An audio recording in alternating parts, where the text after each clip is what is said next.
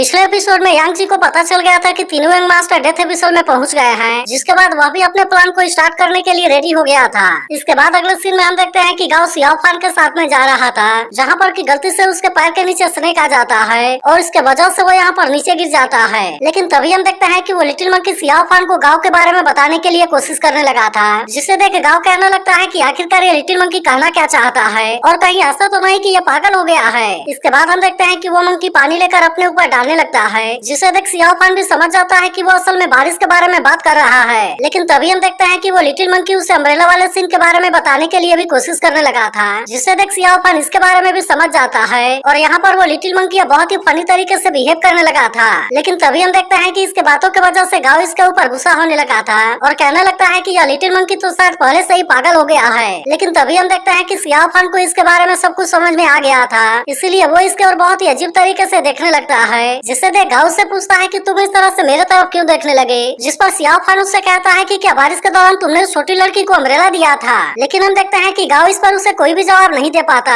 जिसके बाद सियाओ फान भी यहाँ से जाने लगता है। तब गाँव उसे कहने लगता है कि मैं केवल पजेस हुए लोगों को मारता हूँ और भले ही अभी मैंने 1000 लोगों को नहीं मारा है, लेकिन फिर भी अब तक मैं 800 लोगों को मार चुका हूँ। तब इस पर सियाओ फान उसे कहता है कि तुमने 800 लोगों को मारा हो या फिर 1000 लोगों को, मुझे इस बात से क्या मतलब। लेकिन फिर वो कहने लगता है कि तुमने उस लड़की को अम्ब्रेला दिया था, आखिरकार इसका मतलब क्या है। जिसके बाद हम देखते हैं कि इसके बारे में सुनकर गाँव इस बात से काफी परेशान होने लगा था और सियाओ फान उसे कहता है कि आज तुमने फिर से ऐसा करके मुझे सरप्राइज कर दिया। इसके बाद वो अजीब सा एक्सप्रेशन देते हुए कहता है कि मैंने तो ऐसा उम्मीद नहीं किया था, जबकि तुम भी असल में ब्यूटी को बचाने वाले हीरो हो। लेकिन वहीं उधर इसके ऐसे बातों से गाँव काफी परेशान हो गया था और फिर कहने लगता है कि मेरा जन्म तो असल में एक इविल पर्सन के रूप में हुआ था, इसीलिए इस बात का क्या मतलब है कि मैं ब्यूटी को बचाने वाला हीरो हूँ। लेकिन तभी इस तरह से बात करते हुए उसे याद आता है कि वह लड़की तो सच में ब्यूटीफुल है। लेकिन अब जैसे ही वो आगे देखता है सियाओ फान वहाँ से गायब हो गया होता है। वहीं उधर डिमन सेक्टर के लोगों को खोजते हुए कुछ लड़के एक जगह पर आ गए थे, लेकिन तभी अचानक से हम देखते हैं कि वे यहाँ के दलदल के अंदर फंसने लगे थे और अब इस तरह से वे सभी यहाँ पर बहुत ही बुरे तरीके से फंस गए थे।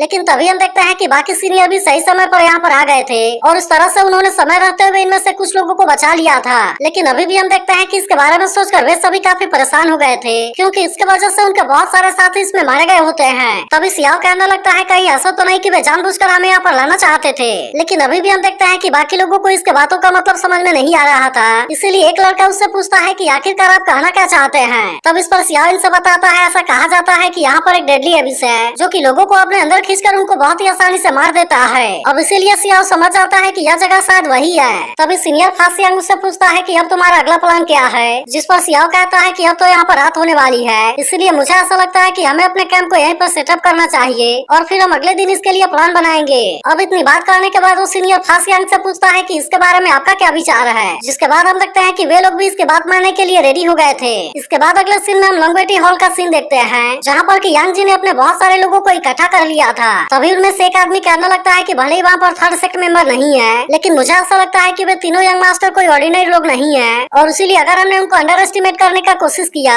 तो फिर ऐसा हो सकता है कि हम वहाँ पर किसी बहुत बड़े प्रॉब्लम में आ जाएंगे। लेकिन अभी भी हम देखते हैं कि यांग जिन की कोई भी बात सुनने के लिए रेडी नहीं होता और वो इनसे कहने लगता है कि अब यहाँ से वापस आने का कोई भी रास्ता नहीं है और इसीलिए मैं चाहता हूँ कि सबसे पहले तुम ट्रूथ सेक्टर के साथ में डील करो। फिर वो कहने लगता है कि अगर हमने किसी तरह से उस यूनिक ट्रेजर को हासिल कर लिया तब उसके बाद हमें उन तीनों सेक्टर से डरने की कोई भी जरूरत नहीं होगी। अब इतनी बात करने के बाद वो कहता है कि तुम पूरे टीम को प्लान के अनुसार लीड करो और फिर उसके बाद तुम मेरे ऑर्डर के मिलने का इंतजार करना। जिसके बाद हम देखते हैं कि वे सभी उसकी बात मानकर यहाँ से निकल गए थे। वहीं उधर सियाओ और उसके पूरे टीम ने एक जगह पर अपना कैंप लगा लिया था, लेकिन इसी के साथ उन्होंने अपने आसपास के सारे जगह को चेक कर लिया था ताकि इस तरह से इनके ऊपर कोई भी खतरा ना हो। लेकिन तभी सीनियर फासियांग सियाओ से कहता है कि यह जगह अभी भी बहुत ज्यादा खतरनाक है, इसलिए मुझे ऐसा लगता है कि हमें यहाँ पर बहुत ही ज्यादा केयरफुल रहना होगा। तभी इसी बीच हम देखते हैं कि लू किसी चीज के बारे में सोचकर काफी उदास होती है, इसीलिए सियाओ से बात करने के लिए उसके पास में आता है। वहीं उधर एक लड़की ली से लॉन्गवेटी हॉल के डिक्लाइन के बारे में बात कर रही थी, जिसके बारे में सुनकर ली उसे कहता है कि मैं भी इसी के बारे में सोच रहा था।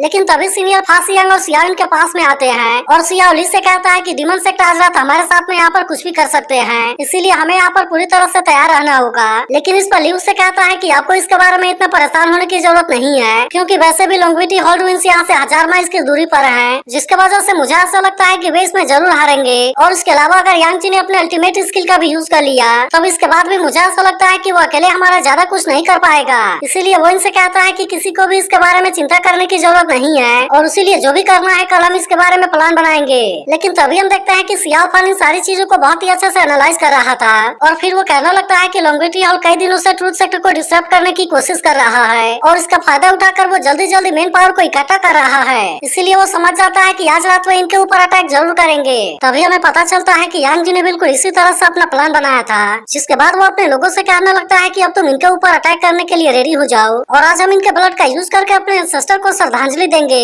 इसके बाद हम देखते हैं कि ऑर्डर मिलते ही इसके लोगों ने इनके ऊपर अटैक करना स्टार्ट कर दिया था, जिसके बाद इन दोनों ग्रुप के बीच में बहुत ही खतरनाक तरीके से फाइट होने लगती है। और अब इसे देख यांग जी को ऐसा लग रहा था कि वो अपने प्लान में कामयाब हो रहा है, लेकिन वहीं उधर सियाओ फान को अच्छे से पता था कि इसके साथ में अब यहाँ पर क्या होगा और कहने लगता है कि तीनों ट्रूथ सेक्टर के लाइट को ट्रैप करना इतना आसान नहीं है। जिसके बाद हमें पता चलता है कि इनके सभी सीनियर तो असल में छुपे हुए थे और अब ये भी सामने आकर यांग जी के लोगों के ऊपर अटैक करके उनको मारने लगते हैं। इसके बाद सियाओ कहता है कि हम तो काफी टाइम से तुम्हारा ही वेट कर रहे थे और अब इस तरह से हम देखते हैं कि वे उनका सामना करने के लिए चले गए थे। तब इससे देख सियाओ फान कहने लगता है कि यांग जी ने अपना सब कुछ दांव पर लगा दिया है, इसलिए अब उसे थोड़ा दूर ले जाओ। इसके बाद हम देखते हैं कि कुछ लोग सीधे लोंगिटी हॉल के ऊपर अटैक करने के लिए आए हुए थे, लेकिन तभी हमें पता चलता है कि यहाँ पर पहले से कोई फॉर्मेशन लगा हुआ था और अब इसके एक्टिवेट होने की वजह से वे इसमें फंस जाते हैं। लेकिन असल में अब यहाँ से बाहर निकल पाना इतना भी आसान नहीं होता, क्योंकि वे जैसे ही यहाँ से बाहर जाने की कोशिश कर रहे थे फॉर्मेशन की पावर इनके ऊपर अटैक कर रही थी। वहीं अब उधर जिंगू भी अपने पावर का यूज करके यांग जी के लोगों के ऊपर अटैक करने के लिए रेडी हो गया था।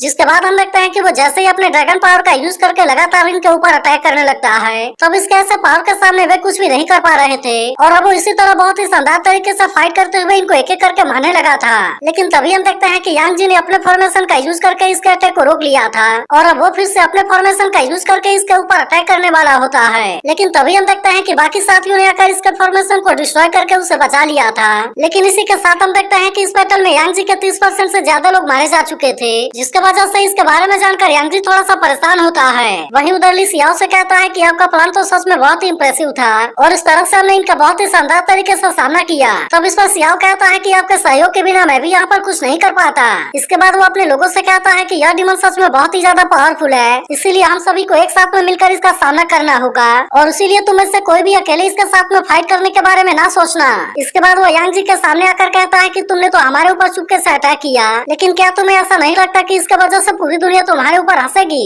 लेकिन इसकी ऐसी बात सुनकर यांग जी भी इसके ऊपर गुस्सा होने लगता है और फिर कहने लगता है कि तुमने भी तो हमारे ऊपर अटैक किया। यह सुनकर सियाओ से कहता है कि हम तो आउटसाइड सेक्टर के हैं और इसीलिए हमें तुम्हारे प्लान के बारे में पूरी तरह से केयरफुल रहना होगा। लेकिन अब इसके ऐसे बातों की वजह से यांग जी इसके ऊपर और भी ज्यादा गुस्सा हो जाता है और हम देखते हैं कि वह फिर से अपने फॉर्मेशन पावर का यूज करके इनके ऊपर अटैक करने के लिए रेडी हो गया था। जिसके बाद हम देखते हैं कि सियाओ फान ने अटैक करने आए हुए लोगों को अपने फॉर्मेशन में बहुत ही बुरे तरीके से फंसा लिया था, जिसके वजह से अब इसके पावर के सामने कुछ भी नहीं कर पा रहे थे और फिर हम देखते हैं कि सियाओ फान इनको बहुत ही आसानी से मार देता है। वहीं उधर यांग जी ने भी सियाओ और उसके साथियों का सामना करने के लिए अपने फॉर्मेशन को एक्टिवेट कर लिया था, जिसे देख अब सियाओ और उसके साथ वाले सभी लोग भी इसका सामना करने के लिए रेडी हो गए थे और फिर हम देखते हैं कि वे इसके लिए प्लानिंग करने लगते हैं। लेकिन तभी हम देखते हैं कि यांग जी ने अकेले इनके साथ में फाइट करने का डिसाइड कर लिया था और इसीलिए वो अपने सभी लोगों से कहता है कि तुम यहाँ से चले जाओ। जिसके बाद हम देखते हैं कि इसकी बात मानकर वे सभी यहाँ से चले जाते हैं। लेकिन वहीं अब उधर सियाओ और उसके सभी साथी भी इसके ऊपर अटैक करने के लिए रेडी हो गए होते हैं और इसीलिए वे सभी अपने अपने पावर का यूज करके इसके ऊपर अटैक करने के लिए आ गए थे।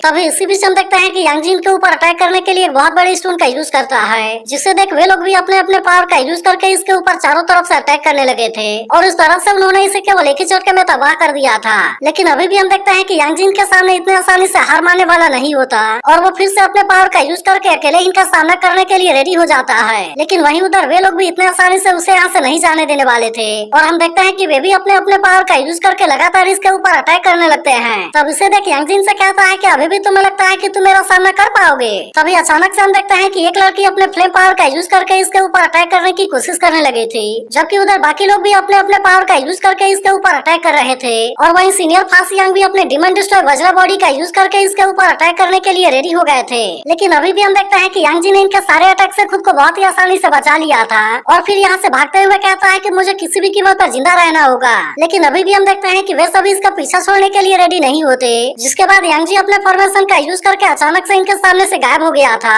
और फिर वो अचानक से इनके बीच में आकर अपने पावर का यूज करके इनके ऊपर अटैक कर देता है। अब इसके अचानक से किए गए अटैक की वजह से वे सभी इसके सामने कुछ भी नहीं कर पाते और हम देखते हैं कि वे इसके सामने कमजोर पड़ने लगे थे। लेकिन अभी भी हम देखते हैं कि वे सभी इतने आसानी से इसके सामने हार मानने के लिए रेडी नहीं होते, जबकि वही यांग जी अपने फॉर्मेशन के पावर का यूज करके इनके ऊपर भारी पड़ रहा था। और अब इस इस तरह से वो इसके पावर का यूज करके इनके ऊपर अटैक करने के लिए रेडी हो गया होता है। लेकिन तभी हम देखते हैं कि सीनियर फासियांग भी इसका सामना करने के लिए पूरी तरह से रेडी हो गए थे। इसीलिए वो इसके अटैक को रोकने के लिए अपने गोल्डन बेल वाले पावर का यूज करने लगते हैं, जिसके वजह से यांग जी का यह वाला अटैक भी उनका कुछ नहीं कर पाता। लेकिन अभी भी हम देखते हैं कि यांग जिन के सामने हार मानने के लिए रेडी नहीं होता और फिर इनसे कहता है तुम्हें क्या लगता है कि यह यहीं पर खत्म हो गया। अब इतनी बात करने के बाद हम देखते हैं कि वह फिर से अपने किसी पावर का यूज करके इनके ऊपर अटैक करने की कोशिश करता है, जिसे देख लू और जिंगू बहुत ही शानदार तरीके से इसका सामना करने लगते हैं। लेकिन वहीं अब उधर सियाओ को समझ में आ गया था कि इसके हेयरलूम के पास में तो सच में बहुत ही ज्यादा पावर है। लेकिन फिर वह हैरान होता है कि अगर सच में इसके पास में इतनी ज्यादा पावर थी, अब इसके बारे में सोचकर वे परेशान होने लगते हैं कि कहीं इसके पीछे की वजह वो फॉर्मेशन तो नहीं है। जिसके बाद हम देखते हैं कि इनमें से एक लड़का फॉर्मेशन के बारे में समझने के लिए रेडी हो गया था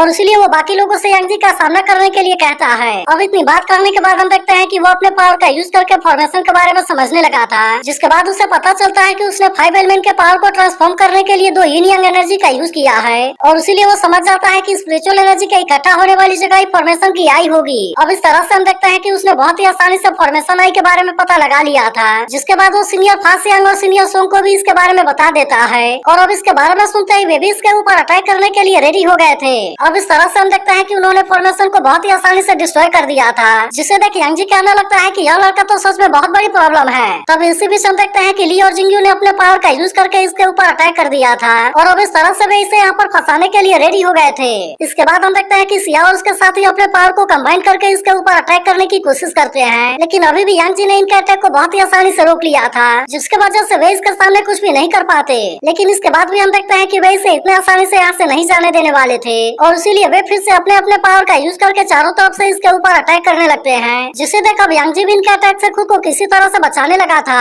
तभी इसी बीच हम देखते हैं कि लू अपने 9th mistake sky penetrator skill का यूज करके इसके ऊपर अटैक करने के लिए रेडी हो गए थे और जबकि वहीं उधर बाकी लोग भी यांग जी को चारों तरफ से घेरने में कामयाब हो गए होते हैं। लेकिन अभी भी हम देखते हैं कि यांग जी के हाथों में इतने आसानी से नहीं आने वाला था, क्योंकि वो फिर से अपने पावर का यूज करके इनके ऊपर अटैक करने लगता है, जिसके बाद फिर से इनके बीच में यहाँ पर बहुत ही शानदार तरीके से फाइट होने लगी थी। लेकिन अभी भी हम देखते हैं कि वे सभी एक साथ मिलकर इसके सामने कुछ भी नहीं कर पाए थे और यांग जी ने इनके हर एक अटैक से खुद को बचा लिया था। लेकिन तभी से भी हम देखते हैं कि लू अपने किसी बहुत ही शानदार पावर का यूज करके इसके ऊपर अटैक करने के लिए रेडी हो गए थे, जबकि वहीं उधर सियाओ फान भी दूर खड़ा होकर ये सारी चीजें देख रहा था।